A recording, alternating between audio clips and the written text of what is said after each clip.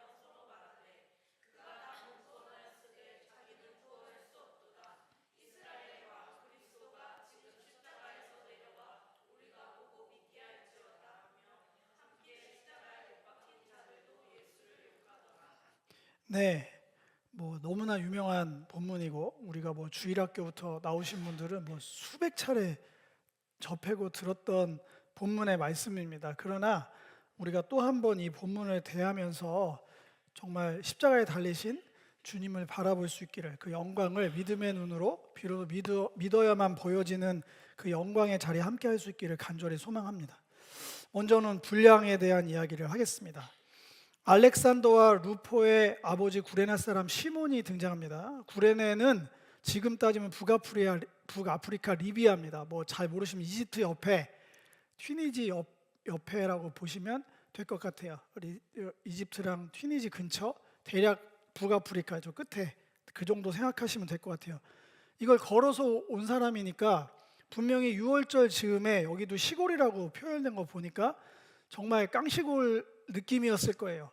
왜냐하면 아까 여러분들이 본문 읽었지만 골고다를 번역을 안 하면 모르는 사람들이 듣고 있었어요. 이 복음서는 우리랑 똑같다고요. 골고다라고 하면 못 알아듣는 사람들에게 쓴 복음서예요. 최소한. 그러니까 구레네는 알 게 뭐냐는 거죠. 대부분 이거 로마 교회에 쓴 로마 교회 복음서라고 지금은 알려져 있기 때문에 마가복음이 로마 그 초현대식 세상의 중심에, 지금 따지면 뉴욕 맨하튼이나 어디로 갖다 비교할까요? 서울 강남에 살던 사람들한테 저 북아프리카 리비아는 시골이 맞습니다. 그러나 먼저 이 사람은 신앙심이 좋았던 것 같아요. 예수를 믿는 사람은 전혀 아니었고요. 그 6월절 때 순례의 길을 10가지 그 장기간에 걸쳐서 거의 목숨 걸고 온 거겠죠. 중간에 자연도 어렵지만 강도가 얼마나 많겠습니까? 그러니까 그 순례하는 마음으로 올라온 사람이고, 더 놀라운 건 이 십자가에 이 신에 이름이 적혀 있다는 거예요. 이 이름이 적혀 있다는 거는 초대교회에서는 알만한 신앙인 집안이 됐다는 겁니다.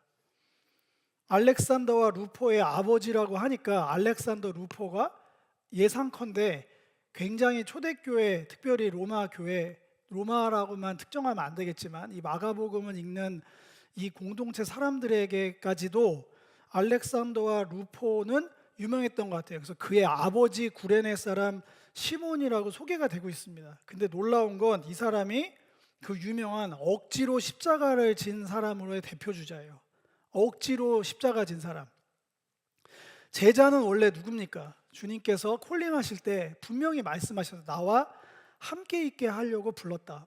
사역을 하고 언로 파송하고 그거는 두 번째입니다. 전도하고 어떤 걸 하고는 주목적이 아니에요. 주목적을 밝히실 때 분명히 나와 함께 하는 자, 그 함께 하게 하기 위해서 함께 하는 사람의 특징이 뭐냐면, 여기 본문에 썼지만 무리와 제자들을 불러 이르시되 누구든지 나를 따라오거든 자기를 부인하고 자기 십자가를 지고 나를 따라오라.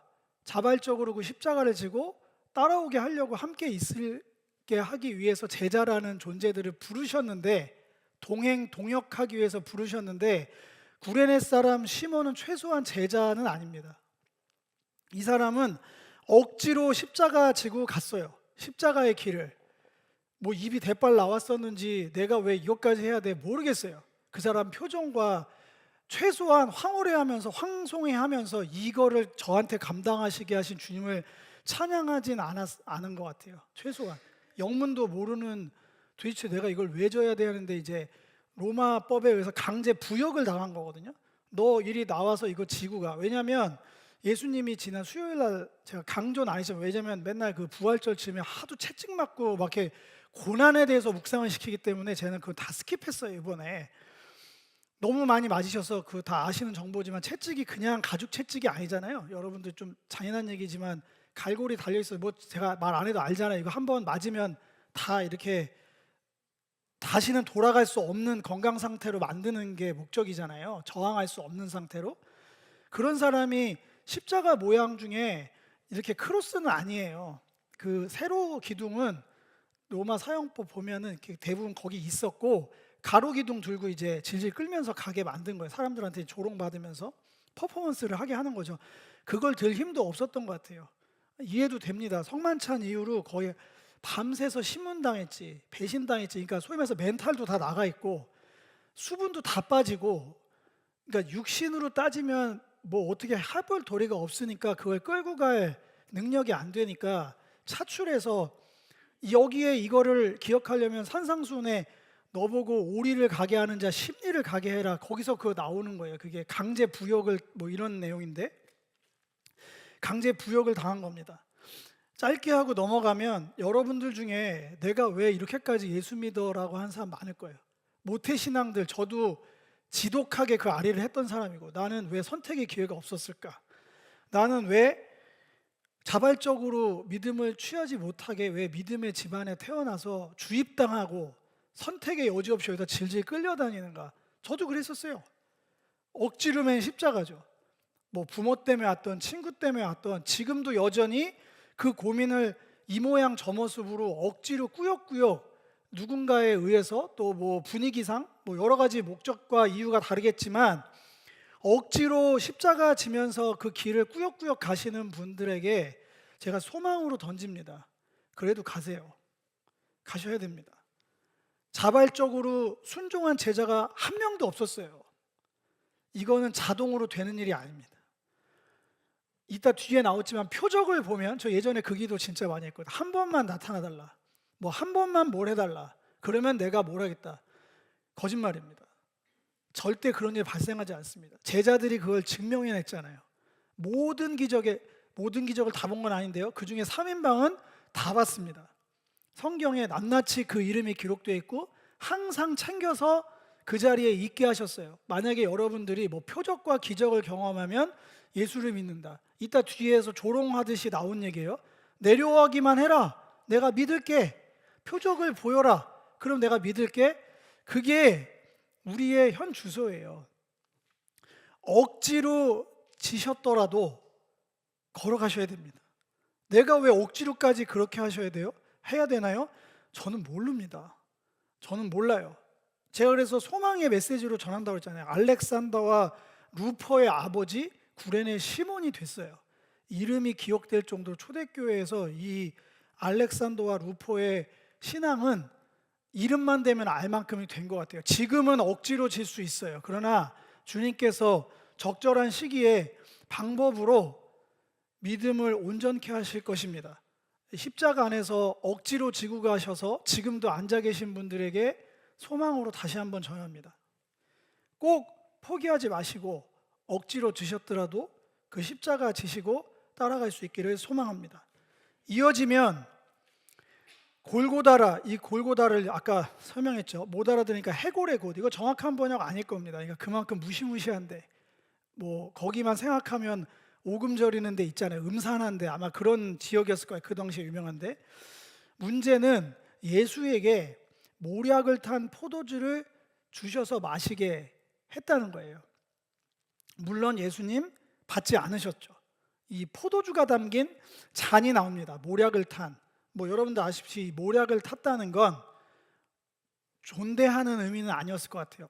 귀하신 양반인데, 원래 이제 모략 탄 포도주는 성경에 문헌에 이렇게 쭉 보면 왕들이 마시는, 귀족들이 마시는 포도주에 아주 향기를 더하는 그쪽인데, 이건 지금 대접하려고 한 게 아니잖아요.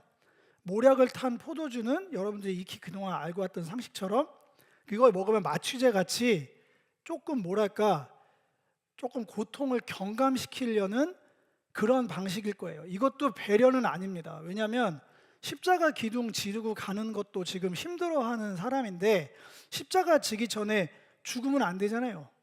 그러면 안 돼요. 달려서 고통스럽게 그 과정을 다 공개하는 게 목적인 처형이지, 제일 존엄하게 하는 건 좀 불편하시겠지만 교수형이나 뭐 단두대 이런 것들이 죽는 사람 입장에선 제일 존엄하게 죽는 방식이에요. 고문을 당한다거나 이것처럼 개망신을 당한다 이런 거는 너무 수치스럽거든요. 너무 고통스럽고 그런 건데, 그 모략탄 포도주 잔을 받지 않으셨어요. 이 얘기는 내게 허락된, 내게 감당케 하신 하나님의 고난의 잔, 정확하게 신학적으로 얘기하면 오고 오는 모든 세월에 인류가 지는 죄에 대한 하나님의 진노가 섞인 포도주의 그 진노를 하나도 남김없이, 하나도 경감 없이, 제 언어지만 타협 없이, 회피 없이 그대로 다 수용하겠다는 강력한 의지입니다. 강력한 의지예요. 역으로 생각해 봅시다. 이 잔을 마셨다면 고난을 경감시키고 고난을 조금 피할 수 있고 고난하고 타협할 수 있는 이 모략탄 포도주 잔을 마시는 순간 덜어지는 분량만큼, 본인이 회피하는 분량만큼, 타협한 분량만큼의 누군가의 죄는 하나님의 진노를 피해갈 길이 없습니다. 예수님께서 이 고난의 분량을 자신의 육체에 온전히 다 채우셨기 때문에 우리가 대속의 은혜를 누리게 된 거예요. 이거를 받아 마시셨으면 큰일 날 뻔했어요. 이전에 이거에 대한 본문이 있었습니다. 마가복음 10장 36에서 40절을 보면 이 같은 얘기가 나옵니다. 알지도 못하는 제자들이 하나님 나라가 펼쳐지면 저 우의정 좌의정 원투펀치 시켜달라, 1등 공신 나다, 이 얘기를 할 때 너네 지금 이게 무슨 얘기인지 알고 있냐 이러면서 내가 마시는 잔을 너희가 과연 마실 수 있겠니? 내가 받는 이 세례를, 고난과 진노의 세례예요. 절대 불가능하죠. 주어가 하나님입니다. 하나님의 진노가 섞인 포도주 잔의 그 고난의 잔을 우리는 나눠 마실 수가 없어요. 왜냐하면 우리가 조금만 고난, 고통, 어떤 어려움이 됐을 때 우리의 반응을 보세요. 죽자 사자 매달리면서 회피하고 경감시켜달라, 피할 수 있는 길을 내달라, 죽을 만큼 애를 쓰는 게 우리의 실존입니다. 이런 뭐 오고 오는 죄 이런 게 아니고 내가 그냥 나의 삶의 자리에서 느끼는 그 무엇인가의 자리조차도, 그 고난의 잔조차도 피하게 해달라, 안 피하게 해주면 주님이 있냐 없냐, 뭐 나를 사랑하냐 안 하냐, 거기까지 맨날 가잖아요. 근데 지금 이 대속을 위한 고난은 정의롭지 않아요. 조금 생각하면 왜 내 죄도 아닌데, 내가 받을 고난도 아닌데, 뭐 쉬에 봐서 내가 왜 죄 때문에, 왜 저 사람의 안면식도 없는 저 사람의 죄를 내가 왜 그 고난의 잔을 내가 왜 받아야 되지? 생각하면 할수록 정의롭지 않습니다. 이해가 되지 않아요. 아니 이게 얼마나 불법적인 일입니까? 제가 죄를 지었으면 제가 죄를 받는 건 당연한 겁니다. 근데 가족이 지은 죄를 사법 정의상 제가 대신 짊어질 수 있는 방법은 단 하나도 없어요. 그건 정의가 아니에요. 구원은 정의로 받는 게 아닙니다. 제가 이런 사족 달면 안 되는데, 제가 뭐 마이클 샌데 교수도 아니지만 정의란 무엇인가 집에는 있겠지만 안 읽어보셨겠죠. 그때 한번 읽어보세요. 근데 다 선택적 정의입니다. 때에 따라서, 환경에 따라서, 시대에 따라서 판단하는 주체에 따라서 정의가 바뀌어요. 여러분들 살면서 아직도 모르시겠어요? 절대적 정의는 이 땅에 존재하지 않는 것을. 예. 그래서 말씀드립니다. 우리가 생각해 놓은 기준으로는 이게 정의인가? 아니 왜 나의 죄를 저 희생양이죠. 인류가 택한 방식. 희생양을 통해서 대속하게 하셨다는 이 방식이 이게 정의로운가 따지신다면 그 얘기에 무서운 말이에요. 여러분들은 구원받을 길이 전혀 없습니다. 이게 절대적 정의예요. 절대적 선은 이렇게 자기 희생을 전제로 하는 거예요.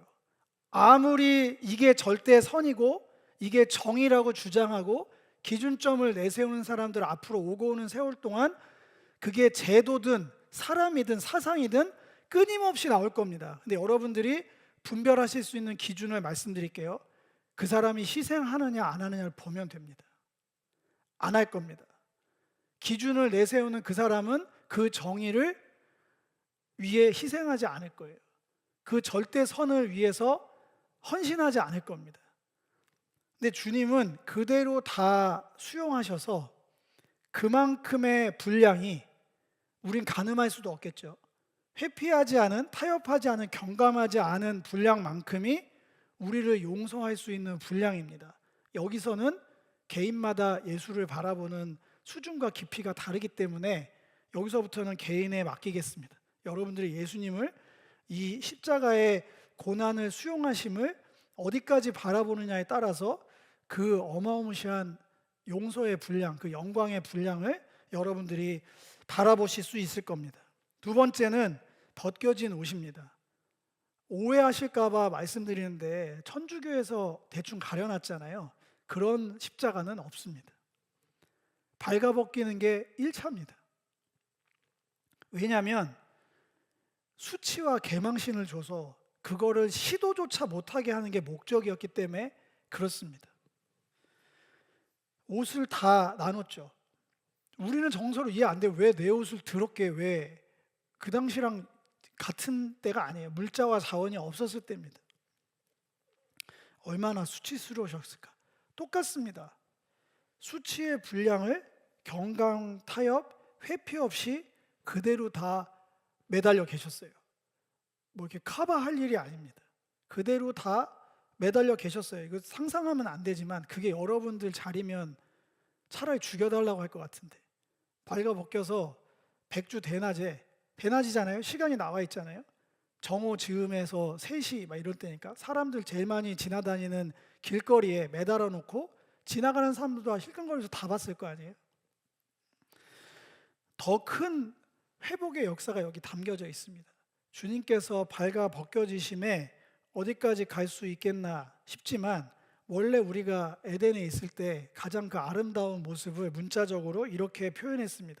창세기 2장 25절입니다. 아담과 그의 아내 두 사람이 벌거벗겨졌으나 부끄러워하지 않았다. 우리는 수치스럽지 않은 삶을 살았었어요. 여러분들은 기억하지 못하겠지만 벌거벗었으나 부끄러워하지 않았다. 여기서 벌거벗었다는 게 옷을 입었다 벗었다의 문제를 넘어서서 하나님 앞에 서도 수치스럽고 부끄럽지 않은 삶이었어요. 내가 가장 사랑하는 존재 앞에 그 어떤 모습이 비춰져도 하나도 가릴 것 없이 한 점 부끄러움이 없이 전적으로 사랑할 수 있는 그런 모습의 사람이었단 말이에요. 근데 여러분들 알고 계시죠? 3장에 가서 선악과 따먹으면서 어떻게 됐나요?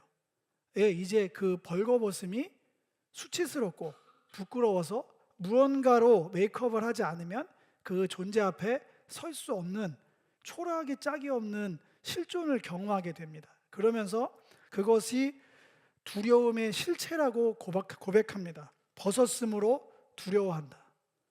네, 나의 실체가 다 공개됐을 때 상대방이 얼마나 실망할지, 손절당할지 그 수치스러운 그 상황에 이제 두려워지는 거예요. 그래서 적당하게 메이크업하고 적당한 거리를 유지하면서 관계를 이어가는 너무나 초라한 원래 우리의 자리를 이탈한 실존의 모습입니다.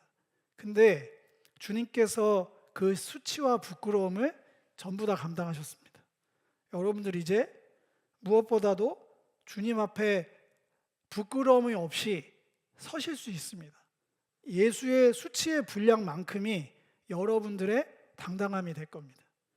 예수의 그 참혹한 그 부끄러움이 여러분들에게 밝은 빛과 같이 상대방에게 자기 자신을 온전히 다 드러낼 수 있는 자신감으로 바뀌어갈 거예요.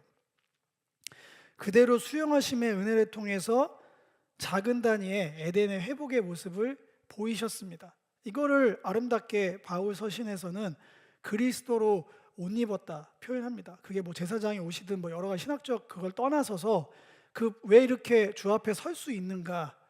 주님의 그리스도로 옷을 입었기 때문에 가능한 겁니다.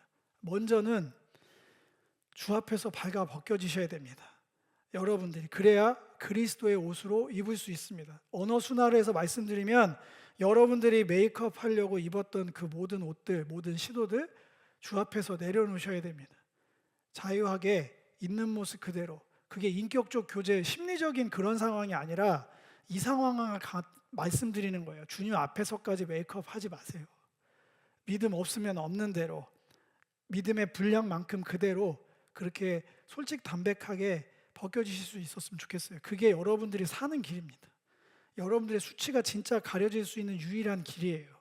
그래야 주 앞에서 그렇게 그리스도로 옷 입고 서 버릇하셔야 사람들 앞에서도 여러분들이 수치를 감당하며 살아가실 수 있어요. 안 그러면 한 번의 수치가 여러분들의 인생을 헤어나올 수 없는 나락으로 빠뜨릴 거예요. 골방에서 나오지 못하는 모멸감으로 인생이 극복이 안 되고 그냥 나락으로 빠져들 겁니다. 그때 예수의 십자가 생각나시기를 주님으로 축복드립니다. 그렇게 분량을 채우신 주님께서 높이 들리셨습니다. 제 3시 되어 십자가에 못 박으라. 그 위에 죄패가 유대인의 왕이라 썼고 강도 둘을 예수와 함께 십자가에 못 박으니 하나는 그의 우편에 하나는 좌편에 있더라. 제가 조금 말씀을 드리면 십자가에 못 박았다는 얘기가 지금 몇 번째, 3번이나 강조되고 있거든요. 이게 똑같은 거를 계속하는 행위가 아니라 다 과정이에요. 우리는 모르죠. 뭐 그림 언어로 많이 봤기 때문에 알죠. 처음에 세로 기둥에 그 가로 기둥 가져갈 때 이제 손과 발에 못 박을 때 십자가에 못 박고, 그거를 이제 뭐 가로 기둥과 세로 기둥 할 때 또 못 박고, 또 밑에 지지대에 받쳐서 발목 해갖고 세로 기둥 할 때 못 박고, 그래서 3번이나, 그러니까 이게 3번이나 이 동작 언어가 쓰이면서 그 과정들을 철저하게 마가는 아마 설명했을 것 같아요. 왜냐하면 본 사람이 없으니까.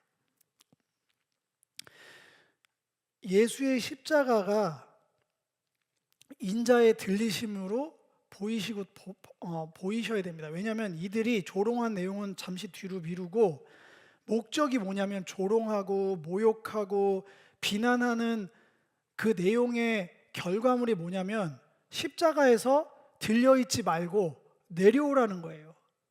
십자가에서 내려와라. 내려오라고 이 표현된 카타바이노, 내려오라, 여기에는 이제 그만해라, 적당히 해라, 이런 뜻이 들어가 있어요. 그러니까 십자가에 달리는 들려있지 말고 적당히 하고 내려와, 이제 그만하라고 얘기를 하는데 왜 끝까지 높이 들려 계셨을까? 요한복음 3장 16절이 포함된 14에서 17절 말씀, 뭐 여러분들 구원받은 내용이 이게 다니까 한번 읽어보겠습니다. 시작.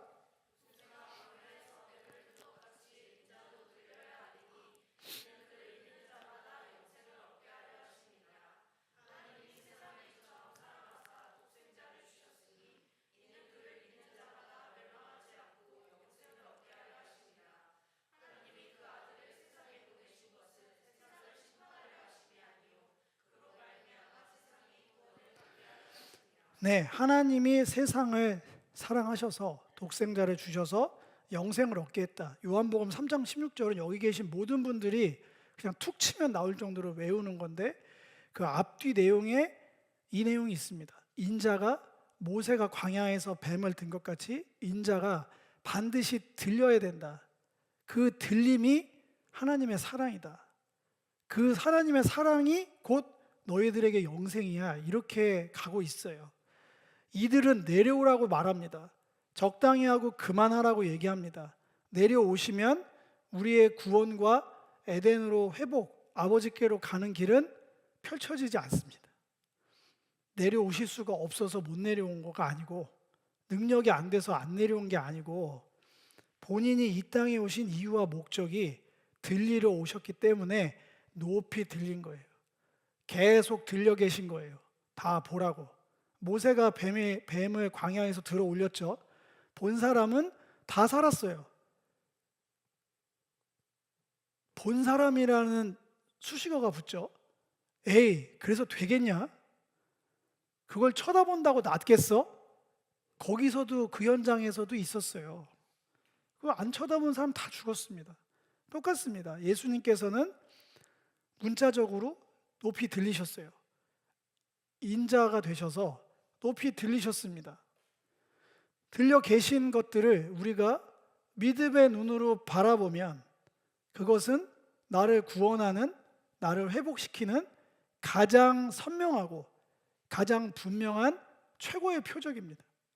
다른 표적, 다른 기적을 구할 이유가 없습니다. 그 어떤 여러분들 삶에 어떤 표적과 기적이 앞으로 일어나든 인자가 들리신 표적보다 급이 떨어질 겁니다. 예, 그게 어떠한 기적과 표적이든 그걸로 신앙생활 끝까지 못 하실 거예요.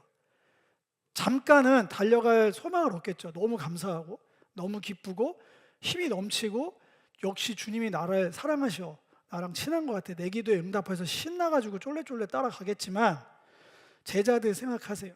그 모든 표적과 기적 가운데 있었던 모든 사람들이 이 자리에는 없습니다. 이 자리에는 없어요. 아무도 없습니다. 여러분들을 저주하려고 하는 말이 아닙니다. 그 표적, 그 기적 무엇을 구하든 여러분들이 끝까지 완주할 수 있는 십자가의 길에 보탬이 되지 않을 거예요. 인자가 높이 들려 계신 십자가를 하나님의 사랑으로 믿음의 눈으로 바라보실 수 있기를 주님의 이름으로 축복을 드립니다. 세 명의 존재가 나옵니다. 지나가는 사람들, 또 종교 지도자들, 예수의 십자가 좌우에 달려있는 강도들, 세 부류가 나오고, 이 세 부류가 단어는 다르지만 모욕하고 조롱하고 비난합니다. 예수의 높이 들려 계심을 모욕하고 조롱하고 비난합니다. 조금씩 다르더라고요. 단어도 다르고. 그래서 저도 생각을 해봤습니다. 지나가는 자들의 모욕, 지나간다, 제자들은 아닐 겁니다. 다시 말하지만 주님께서는 그와 함께하는 자들로 우리를 부르셨어요. 제자는 주님과 함께하는 자들이에요. 자, 그래서 이들은 예수를 그냥 자기 인생에 스쳐 지나가는 인생들을 저는 대변한다고 생각합니다. 이 사람들의 특징은 이렇습니다.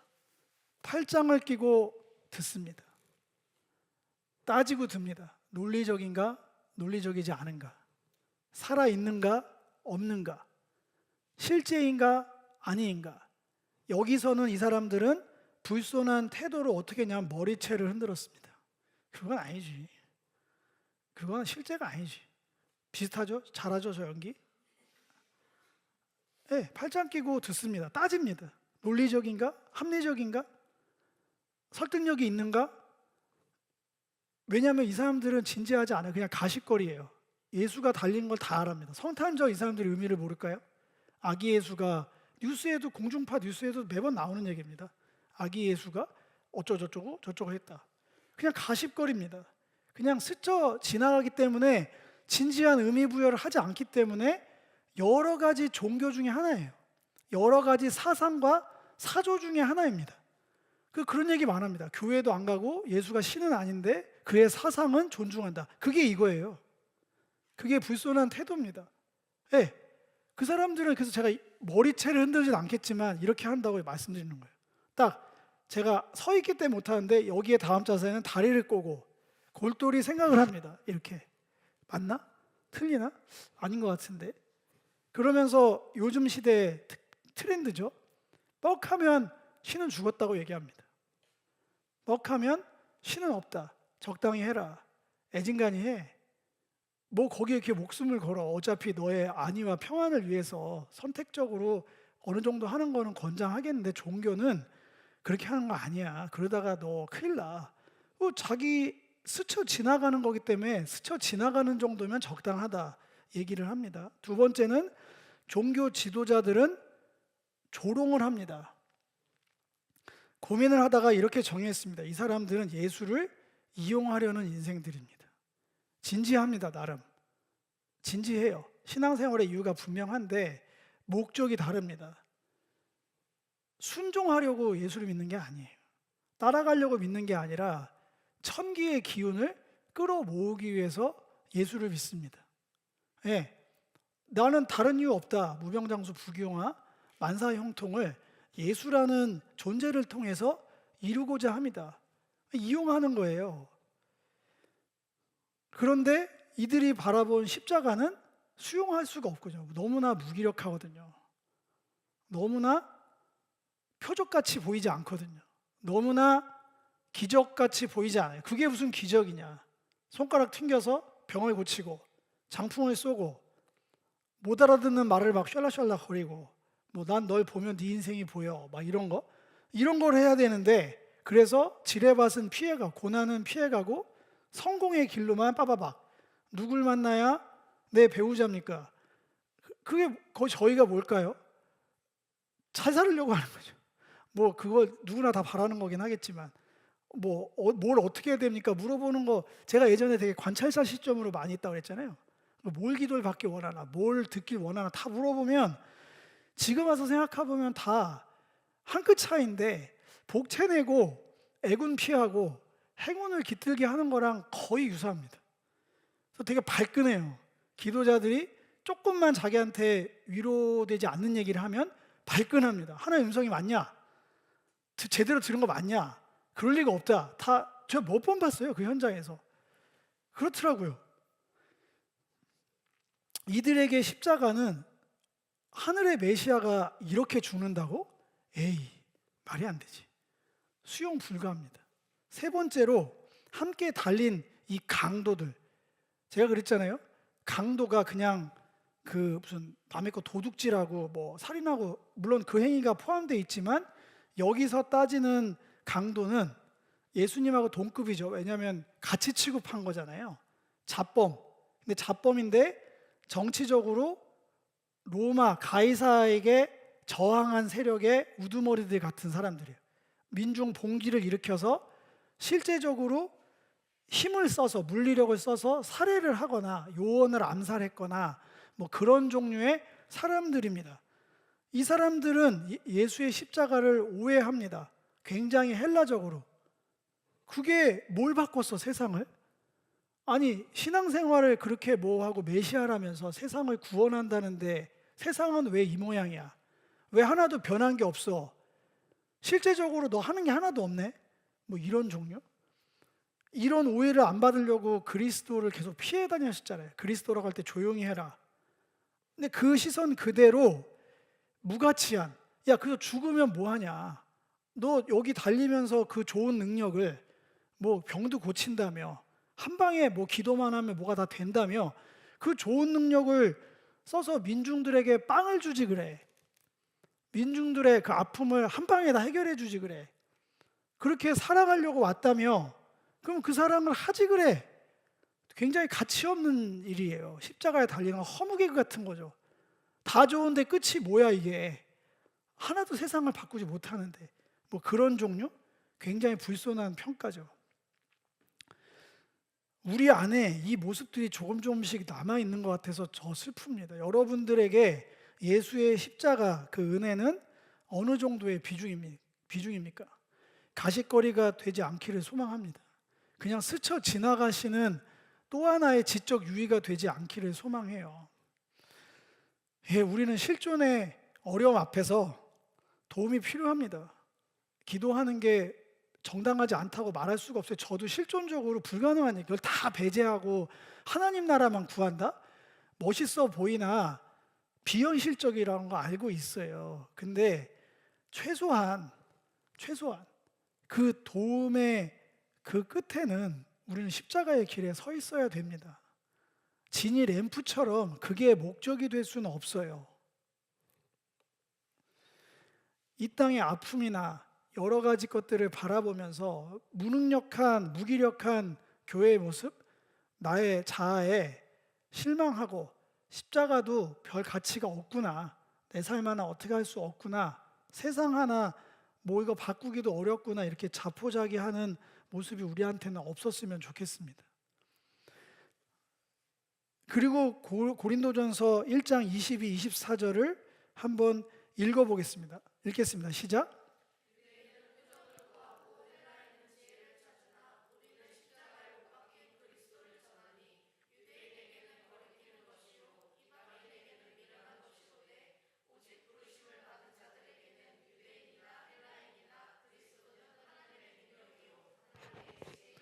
예, 유대인들에게는 꺼리는 것, 스칸달론, 걸려 넘어지게 하는 것, 거기까지 있는 것, 거기까지만인 것, 멈춰야 되는 것, 나의 인생에 걸림돌이 되는 것, 뭐 이런 거로 돼 있고, 헬라인들에게는 아까 또 얘기했지만 비현실적인 것, 전혀 삶에 실제적으로 도움이 안 된 형이상학적인 것, 이렇게 비춰진다는 거예요.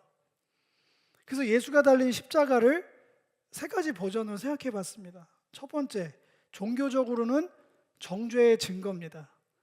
거짓 메시아를 향한 하나님의 저주, 나무에 달린 자마다 저주를 받은 자다. 그렇기 때문에 몰래 죽이지 않은 거예요. 십자가에 달아 죽인 이유가, 저 정죄당한 애야 쟤는, 하나님께 저렇게 신앙생활하면 정죄받는다.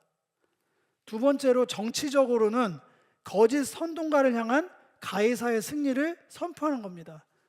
뭐 그리스도의 평화라고, 다른 왕이라고, 내가 세우지도 않은 다른 평화, 다른 샬롬을 갖고 온다고, 하나님 나라라고, 유대인의 왕이라고, 그 참혹한 말로를 봐봐.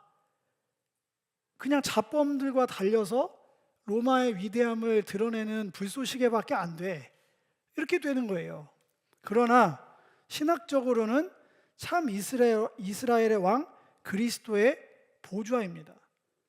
좌우에 우편 오른편에 비록 강도가 앉아 있지만 주님의 권위와 영광이 드러나는 보좌예요. 네, 그 자리에 앉으셔서 하나님의 온전한 승리, 그 통치를 실현하시는, 새로운 살 길을 여시는 정말 역사적인 순간입니다. 아까 여러분들이 읽으신 성경 말씀에 미련한 것에 대칭되는 말이 하나님의 능력으로 되어 있습니다. 꺼리끼는 것의 반대말로 하나님의 능력으로 써 있고, 미련한 것의 반대말은 지혜라고 되어 있습니다. 예, 이게 지당합니다. 예수님의 십자가는 여러분들에게 삶의 능력이에요. 하나님의 파워예요. 이걸로 여기서 걸려 넘어지는 어떠함, 제한이 되는 어떠함이 아니라 정반대라고 성경에 기록되어 있는 거예요. 여러분들의 가능성의 무한 확장이며 삶의 완전한 전환이자 도전의 능력이 십자가에 있습니다. 저는 그런 사람이 아닌데요, 저는 뭔데요? 예, 십자가는 그 모든 것들을 돌파케 하고 새롭게 하는 능력입니다. 하나님의 능력. 헬라 사람들은 아까 말했지만 실제적으로 도움이 되는 게 뭐가 있냐? 빵이 나오냐? 밥이 나오냐? 뭐가 지혜로워지냐? 그렇게 비양될 수 있습니다. 근데 성경은 말합니다. 진짜 이게 하늘나라의 지혜다. 그 얘기는 바꿔 말하면 추상적인 어떠함이라고 전 들리지 않습니다. 이게 진짜야. 이렇게 사는 방식이 너의 삶에 가장 도움이 되는 방식이야. 못 믿겠죠, 우리는. 그러면 손해보고 불합리하고 이런 걸 그냥 인내만 하는 거 아닙니까? 그래서 제가 말씀드리는 거예요. 도대체 뭐가 다른지 모르겠어요. 여러분들, 십자가는 하나님의 능력이자 하나님의 지혜라고 돼 있는 것을, 이제 결론인데, 믿으면 비로소 보이는 것들이에요. 그런 것들이 믿으면 비로소 경험하게 되는 것들. 근데 우리는 끊임없이 거꾸로를 말하죠. 보여주면, 체험하면 믿겠다. 다시 말합니다. 그럼 제자들은 왜 도망갔나요? 그렇게 많이 봤는데. 오늘 여기 써오진 않았지만 여러분들 기억할 겁니다. 중풍병자 낫게 했던 내 친구들, 혈루병 걸린 연인들, 여인, 되게 쭉쭉쭉쭉 그 사람들이 병이 나서 믿었어요? 그 친구들이 뭘 봐서 그랬습니까? 그 믿음 다 칭찬받았어요. 믿으면, 여기 요한복음 11장 40절 이렇게 기억합니다. 예수께서 이르시되 내 말이 네가 믿으면 하나님의 영광을 보리라.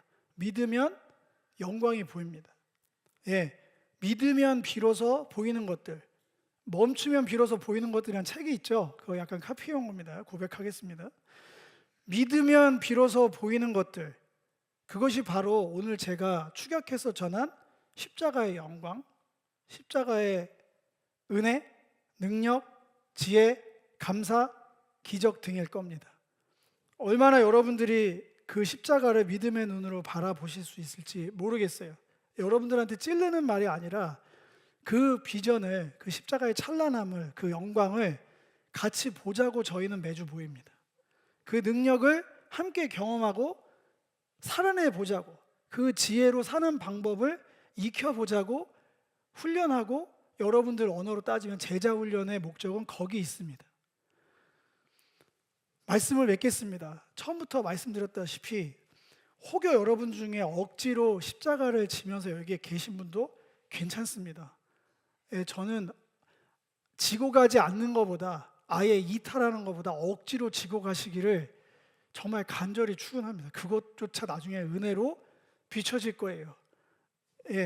그리고 여러분 안에 십자가를 온전히 바라볼 수 있는 영적인 눈이 믿음 안에서 열리기를 소망합니다. 그래서 여러분들의 삶에 예수가 스쳐 지나가는 그런 일장 춘몽 같은 그런 존재가 아니기를 소망하고, 지니 램프처럼 적당히 돈 넣고 돈 먹기식에 이용하려는 어떤 신적 존재, 하늘의 천기를 끌어다 줄 어떤 부적 같은, 마법 같은 이름이 예수가 아니기를, 그리고 이게 실제적으로 나의 삶에 뭐가 도움이 되냐고 고민하시는 분들이 있다면, 오늘 고린도전서 1장 22, 24절 말씀처럼 아니다, 십자가만이 하나님의 능력이자 하나님의 지혜임을 여러분들이 믿음 안에서 반드시 경험하고 체험하고 영광 돌릴 수 있는 삶이 되기를 주님의 이름으로 축복을 드리겠습니다.